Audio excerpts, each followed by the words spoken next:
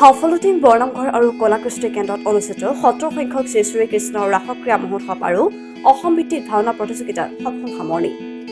শৰৎকালৰ আগমনৰ লগে লগে ৰাজ্যৰ বিভিন্ন প্ৰান্তত শ্ৰী শ্ৰী কৃষ্ণৰ ৰাস মহোৎসৱ অনুষ্ঠিত হৈছে। ইয়াৰ সমান্তৰালভাৱে শিৱসাগৰ সফলটিং বৰনামঘৰ বাকৰিত 14 নৱেম্বৰৰ পৰা 23 নৱেম্বৰলৈকে অনুষ্ঠিত হোৱা শ্ৰী শ্ৰীকৃষ্ণৰ ৰাসক্ৰিয়া মহোৎসৱ আৰু সজোৰ সম্প্ৰীতিত অনুষ্ঠিত হোৱা ভাওনা প্ৰতিযোগিতাৰ সফল সামৰণি পৰে।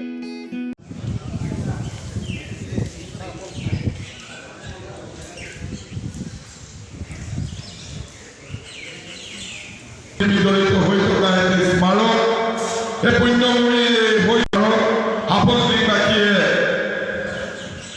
শ্ৰদ্ধা আৰু মৰম জনাইছে।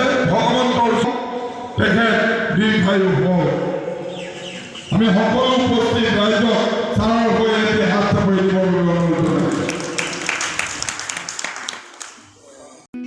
ভাওনা প্ৰতিযোগিতাত প্ৰায় 28টা বঁটা প্ৰদান কৰা হয়।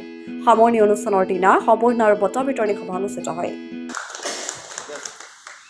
এখনি গামোচা এই মহোৎসৱৰ স্মৃতি বিজড়িত এটি স্মাৰক আৰু এই মহোৎসৱৰ দাপন স্বৰূপ এখন স্মৃতি গ্ৰন্থৰে স্মাৰক। এই পুণ্যভূমিৰ মহান মহোৎসৱ ভাগৰ স্মৃতি বিজড়িত হৈ থকা এটি স্মাৰক আৰু এই মহোৎসৱৰ দাপন স্বৰূপ এখন স্মৃতি গ্ৰন্থৰে চাৰা সাফল্যবাসী মৰমৰ সফলটিং বৰনামঘৰ আৰু কলাকৃষ্টি কেন্দ্ৰত এইবাৰ 14 নৱেম্বৰৰ পৰা 23 নৱেম্বৰলৈকে আমি 10 দিনীয়া কাৰ্যসূচীৰে মহাসমাৰোহে শ্ৰী শ্ৰীকৃষ্ণৰ ৰাসক্ৰিয়া মহোৎসৱ আমি উদযাপন কৰি আহিছোঁ।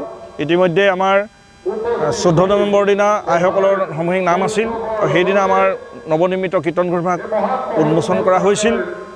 15 তাৰিখৰ দিনা আমাৰ পৰম্পৰাগতভাৱে যি আমি শ্ৰী শ্ৰীকৃষ্ণৰ ৰাসক্ৰিয়া মহোৎসৱ উদযাপন কৰোঁ, আমাৰ সেই উদযাপন হৈ গৈছে।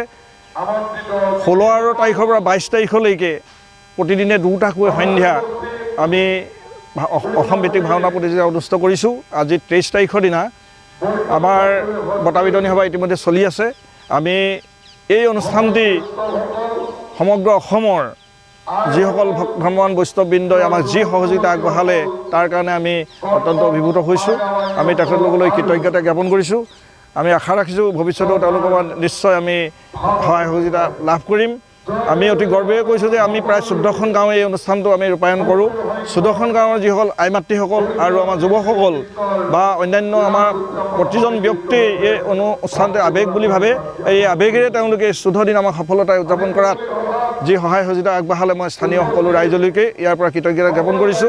গৌৰীসাগৰৰ পৰা সাদ্দাম আলীৰ ৰিপৰ্ট, সংবাদ 365।